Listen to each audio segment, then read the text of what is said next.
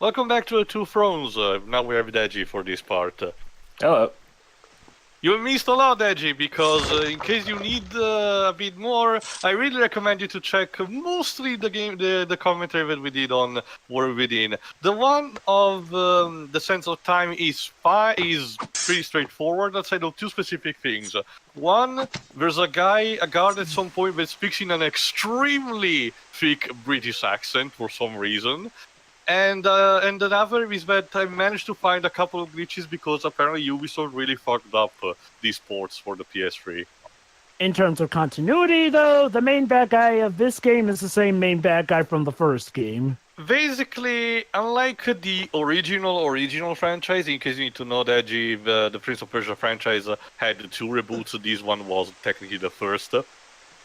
The original was just a simple side-scroller with climbing mechanics and simple combat. It was mostly focused on avoiding traps. When Ubisoft acquired the IP, they rebooted it, giving it the spin of the sense of time, giving it some sort of time traveling motif. But instead of being also that guy was taking place. So instead of having traditional time traveling stories, they try to do something different with them. The problem is that with the second game, having a lot of edgy attitude to it, they fucked a lot. And thus, with its third... Hold on. What's on your mind? Perhaps she's right. Where is the prince I used to know? You are hardened. I don't know, he kind of died in Prince of Persia 2 thanks to you. Not like you. And we continue to not have subtitles. Never understood that design choice. Well, it's not. Well, where were the complaints of subtitles back then? well, the thing is, Dwebs, they were not a permanent expected standard at the time. They were still the games were still in like this, where some games would have subtitles, other games won't. Like And admittedly, to be fair, in this era, it was more so people actually playing it themselves rather than instead of actually like having let's plays or stuff like that. So they were designed, especially considering, remember, Dweebs, these kind of games tend to be quiet. Especially War Within, where the prince barely speaks at all outside of cutscenes. Very jarring. To be fair, that's more so that they can jump scare you with the Dahaka in that one. And also those fucking enemies that scream, "Gah! Ah! You are not worthy my blade." You know, the sad thing is like, well, if only the edginess were the only problem with Warrior Within, but no, they had to also apply that to the gameplay, making it much more combat-oriented, much more gory to a stupid degree, to the point where it was just, well, it was more like an Assassin's Creed game than an actual Prince of Persia game. Well, what wasn't Assassin's Creed meant to be a Prince of Persia? Yeah, yes, that's a perfect segue. Assassin's Creed segue. was supposed to be a new reboot for Prince of Persia, but ultimately decided to go with its own spin. Which reminds me, like, another thing. Considering what the direction of the franchise of Assassin's Creed is taking, which is much diverging from its roots, maybe this is the right time Prince of Persia can have a new game? So what, the prince is actually part of the Assassin's lineage? No, it's not in continuity. Surprisingly, I think that is suggesting that is a possibility for a new lineage of Prince of Persia games. Well, yeah, another reboot again, sure. The thing is that while it wasn't concluded, the 2008 reboot, I think it's best to be discarded for multiple reasons. It's a shame. Why? Because mostly the ending of the first game. I'm not gonna go into spoilers, but it's not good. It's a shame because in terms of lore, it's actually very interesting, taking inspiration from the Zoroastrianism religion, which is not that much utilized in video games. But let's just say that the reboot's ending was one of the very rare cases where an ending was bad enough to screw up that game's campaign. I'll elaborate more when I actually get to that. It's not even a big game anyway, and so on. But that's the thing. And the Sand series, which is this one, technically concludes with this game. The canonical version of Forgotten Sands, the HD version, offers like it's more like a tie-in. It's a 1.5 game that shows events that happens between Sense of Time and War Within, and technically justify a bit why the prince became super edgy. War Within, not that much, though. Don't believe me. Don't expect that much continuity nods. Here's one thing I didn't get about. But I'm pretty sure this particular series continuity can be dropped at this point, and if a new Prince of Persia can be made, if they can just go to a new direction or What do you back believe to it is to be a Holland. warrior? It is to hunger for combat, to seek solution with the sword. Do you disagree? Had you asked me when we first met, I would have Basically, said the same. Now, the prince asked what makes a I'm not so warrior. sure. Think on it then. What makes a hero? Tim? I was gonna say, Dang it. what is a man? A miserable pile of secrets. Someone who fights for justice. A warrior is a person who can pay attention to what I'm saying, and he just slaps himself. Someone like the prince. It's kind of fitting, considering that technically the prince has someone in his head that he speaks with. So yeah. And Yuri Lowenfeld did voice Beck, who was pretty much discount Mega Man. Oh yeah, that you might as well fill you also in. There's also a bit of discontinuing with the voice acting, because the prince for almost all the games of the Sand series is voiced by Yuri Lowenthal, outside of War Within, where he was replaced by Robin Atkin Dawes, which, to be fair, he's not bad on his own, but he has a terrible script to work with, and thus he fucks up a lot of his lines. But the thing is that I still don't understand why they did replace Yuri Lowenthal with Robin Atkin Dawes just for that game, because they brought Yuri back from this. So I was about to think that it was something like that he wasn't available for that period of time or something. I have the answer to you. Yes. One word, 3 syllables. Ubisoft. Ubisoft have... Look, even back in the day, Ubisoft were doing stupid decisions. Like, I mean... not many people may know this, but Assassin's Creed was kind of Ubisoft's meal ticket back in the day. I wouldn't say that, they were like on their last knees like Square was back in the Final Fantasy days, but let's just say Ubisoft had a knack for getting themselves into stupid situations because of baffling Well, decisions. remember, Jova, Which is how they almost got bought out by Vivendi. Yeah. Remember, Jova, Prince of Persia is technically one of the major big franchises that made Ubisoft rise up to contend with the big companies. So nice that they pretty much have treated it like Forgotten Sands in the desert. I hate I already Ubisoft. much enough about the thing in the previous games, but Anyway, back to the main thing at hand. along with Beyond Good and Evil or Rayman. Well, at least you're getting a Beyond Good and Evil 2. Finally. Sorry, can you repeat that, Deji? I said at least Beyond Good and Evil 2 is that. Oh, yeah, definitely. Although considering all circumstances, I'm pretty sure it's gonna be repurposed as a PS5 launch title or something. Yeah. But we'll see.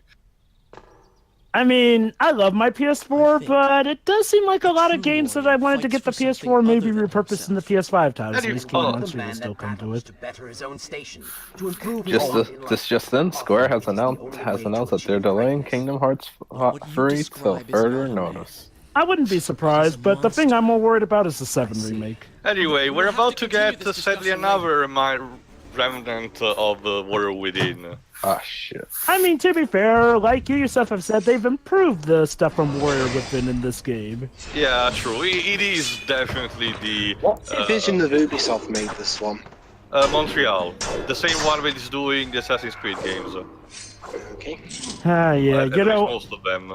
I'm gonna laugh if they actually do an Assassin's Creed game that takes place in Persia and go out of their way not to have a Prince of Persia reference. Oh to man, I The thing, I'm pretty sure they haven't, despite everything, they haven't referenced this franchise in the slightest. And that's the thing. Another thing that I was trying to say before is that with a couple of the games, Ubisoft really is trying to establish a shared universe, at least between Assassin's Creed, Watch Dogs, and Far Cry. Those three are confirming continuity with each other because of canonical Easter eggs. Must be a Far Cry from home. Oh. Definitely.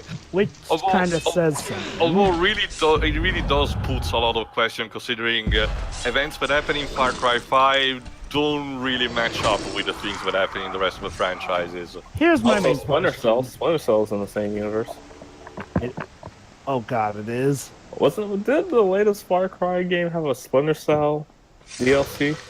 Okay. I think so. Yeah, which actually. had Sam Yeah, well, reference Solid Snake, and he was like, Hold "Oh on, my here god." we I go. was if we're going off that, then Final Fantasy 15's canon with Depends. Hold on. There you go. We have another of those giant enemies, although retexturized. Thankfully, you don't have to beat it in this case. But cut his balls off. I'll answer you with what we say in Beowulf 2007. It doesn't have them. But no, to answer your question, basically it ultimately depends on what a company declares to be canonical or not in terms of Easter eggs.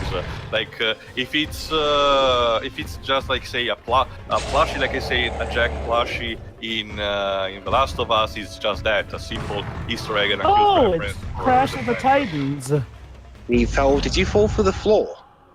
Kinda, because rubbles. But basically, yeah, the goal is to command the giant through each door, and it's very clunky. Yeah, it's almost as if you're controlling a giant monster. Realism. So it's realism at least. But yeah, going back to the whole things take place in the same universe. Okay, unless there's actually crossovers, I never get, the whole these take place in the same universe, but no Next clear time on crossover. Game Theory. No, please. Okay. There's a reason Deji why they stopped doing that show crossover, because it quickly devolved exactly into that. God. Especially yeah. that Mario timeline video. Anyway, here we go. And yes, that kills the giant.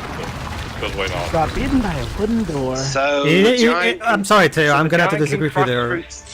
So the giant can crash through 6 wooden doors, no problem, but the 7th one is. I'm sorry, Teo, but I'm gonna have to disagree with you. He didn't so much die as much just clip out of existence. I mean, what the fuck was that? So she just couldn't take it anymore. There you go. This is also another route of those routes that leads you to one of the fountains that extends your health.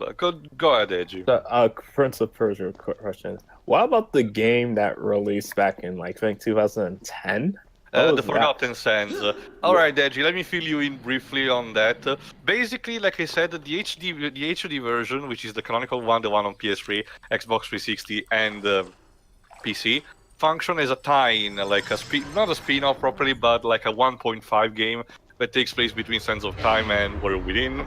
Sorry, tells an original tale and try to justify a bit why the prince is so brooding at the beginning of the second game, although not that much if you ask me, but I'll let you guys be the judge of that when I'll actually get to that. And that's technically the last game that came out, right? Technically, yes, but hold on, but hear me out, Deji, because there are not one, not two, but 3 other versions of that game, each with its own separate story. The Wii version, the PSP version, and Nintendo DS versions. All of them with non-canonical stories for some reasons. Oh, you think that's confusing? Oh, let's also talk about the pseudo-sequels to the reboot. Yes, despite the fact that the reboot was pretty much Fallen confirmed dead, we still got sequels to it. I guess they probably had those in the Only pipeline. one, though, if I remember, which is the Fallen King on the Nintendo DS, which still doesn't conclude the story, by the way. Yeah. So, And what about the movie? the movie, it's like a retelling of the Sands of Time, and a bad one at that. I couldn't even finish the movie. It was that boring. But Disney made it. Surely Disney. But Disney also made John Carter. They also did. Let's not forget, Disney also made Mars Needs Moms. Well, this was during Disney's Dark Ages. I'm sure if they were to make a video game movie today, maybe Sonic or something, yeah, it'll probably be good. True. I mean, hey, But Deji, remember, technically, Disney released the first ever video game movie. Yeah, Super Mario Bros. Movie. Yeah. So. They started the whole video game movie suck thing. Okay, so what I don't get about that is Disney offered to make it animated and whatnot, so it's what happened? Nintendo wanted to do it live action. Actually, there is a lot of changes between directors and writers. Yeah. There is an entire video. Ryan on the SSMB showed it during one of those. Yeah. It was from a gaming historian, but it's just why? It's because the problem, Deji, is that originally it was actually going to be much more faithful to the games, which is going to be a cartoony, lighthearted movie, as it should have been. But the problem is that when there was a couple who took over as directors, and they really wanted to create an awesome, quote-unquote, awesome, realistic and gritty take on Mario, because it would that way it would appeal to adults as well, aside from children. Basically. Now, I'll admit, I find that movie a guilty pleasure, but even I do have to say, okay, you want to have Mario be live action? Fine, but it wasn't hard to actually make... I strongly disagree. I don't think we should. What about something in between, like what we did with the live action segment of the Super Mario Bros. Super Show? That show is terrible. It is terrible, but I have to admit it's kind of a guilty pleasure for me as well. It holds same. I mean, casting choice of the year, Captain Lou Albano as Mario. Come on. And while we're at it, Deji, still more faithful than the live action movie. True. Remember, it was done in the time where canonically Mario really was from Brooklyn. Yeah. I know they retconned it, about so... that, he still is actually nowadays. No, it's New Donk. New Donk. It's now officially. Remember, it's now officially known as New Donk City, not New York. Hold on. Did they ever state that New Donk City is actually Brooklyn? New Donk. It's his own word, Jova. Yeah. It's his own world. Look. Unless they actually say that, though, it's more so hearsay. I mean, from what I still understand, the still canonical thing is that. But then again, they say that Mario's a plumber, so who cares? And also Miyamoto is the true mother of Bowser Jr. So.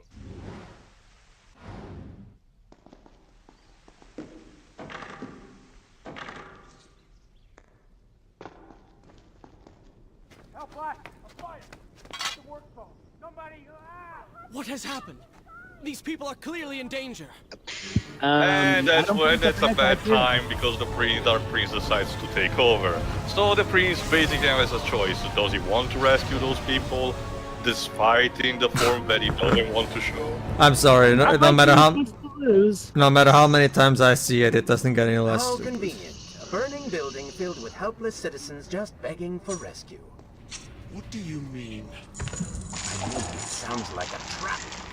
Ridiculous. Is it? Sure. If I was an enraged sand god and you'd Why am I getting Venom vibes?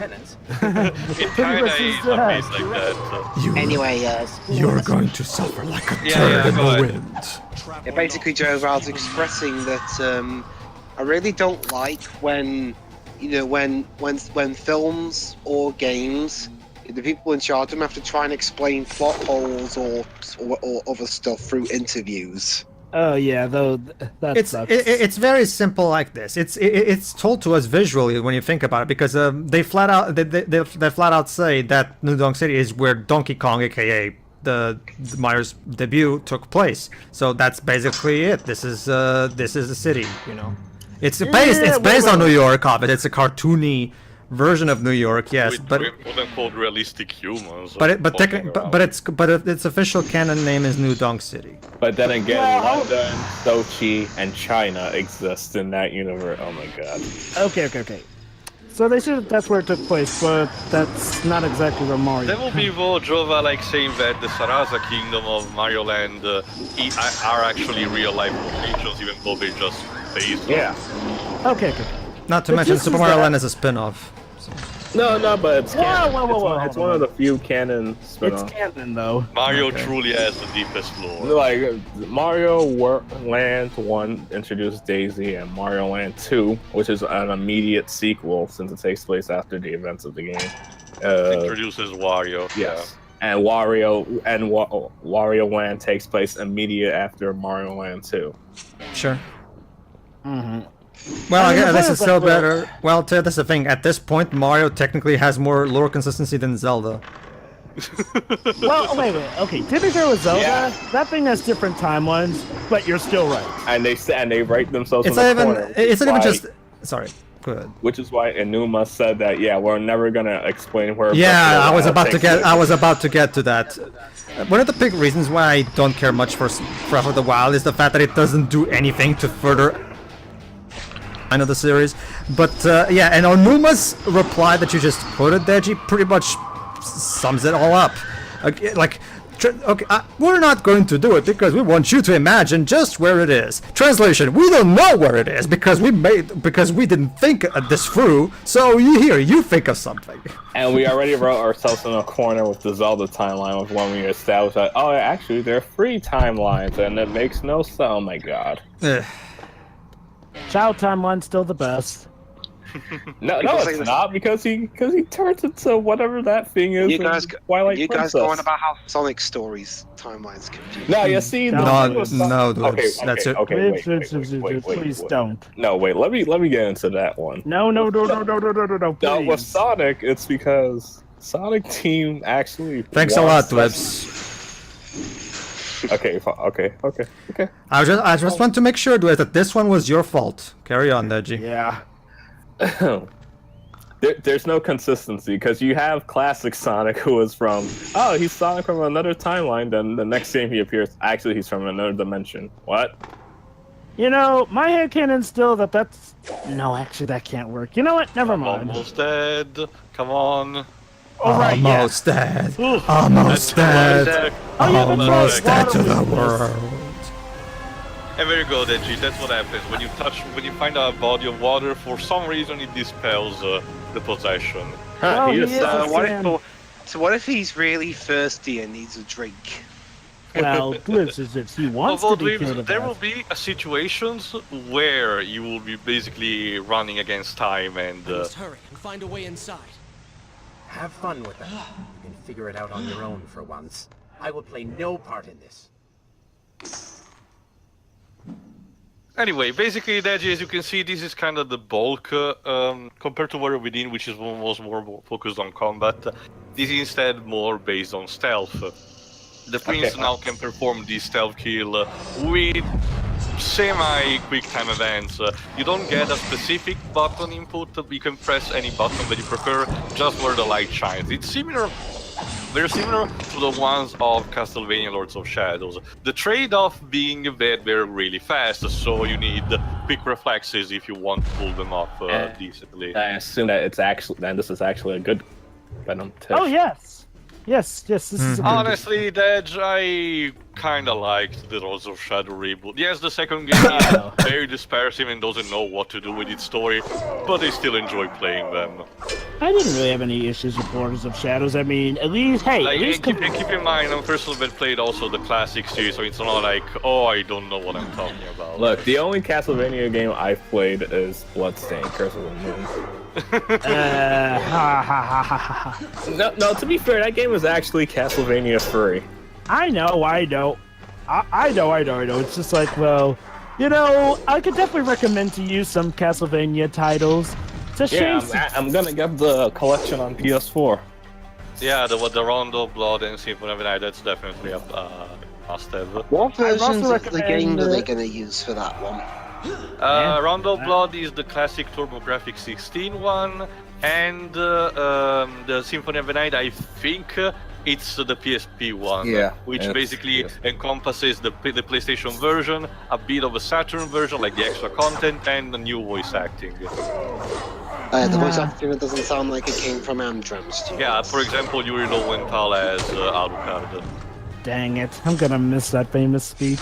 I'm in between. I'm more fine, obviously, with the new one, but I think giving the choice to switch to the previous one would have been a nice touch. However, I'm pretty sure one of the reasons we didn't include was for licensing and stuff. I already explained this, Pedro. I know that, but do we really need to literally interrupt the game to have... you have That's the thing.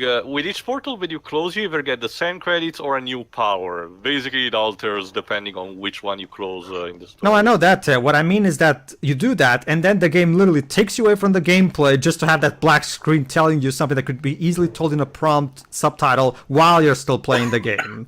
Like, see, that's so immersion breaking there. I suppose.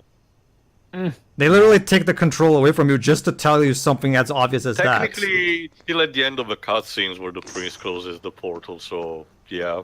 I guess. But, yeah. Yeah, go ahead, Jove. I'd also recommend Super Castlevania for you, or AKA Castlevania 4, AKA a remake of the first Castlevania. Yeah, why is it game. called Castlevania 4 if it's just a remake of Because then Deji was this thing that Nintendo had Title where for selling, Super Nintendo games need to have Super in their title, whereas Yeah, Nintendo then why don't 64 you just call games it- have to have why don't you 64 in their just title. Why don't you just call it Super Castlevania then? You know, Yeah. it's funny. Super Castlevania 4 as the number 4, despite being a retelling of the first game, but the fourth God of War game doesn't have the 4 number in the title, even though it should have. Fun fact, Breath of the Wild's project name during development was Zelda U. Yeah. And it didn't come out on the Wii U, so... Yeah. Oh, and don't worry, Deds. There's plenty of other remakes of Castlevania one to try out. Well, We've got Yeah, I know, the Castlevania. arcade version. Well, that's and- it's oh, well, that's sorry. Haunted Castle. Well, it was the same thing as Twilight Princess. It was made as a Wii U game. It was only ported. It was only ported to the Switch on the later part of its development. How about a remake of Castlevania? Because no one bought a Wii U. Besides us Sadly. poor fools. Yes, Dweebs. How about a remake of Castlevania 64? No one. How about wants how about the we finally get 64 our game. Castlevania 1999 game? Yeah. I would so Anyway. love the Sonya Belmont timeline to come back. Anyway, Wasn't that see if- Castlevania 64? no, Dweebs. I'll tell you more later. See you in the next part, everyone. See ya. Ta-ta. See ya.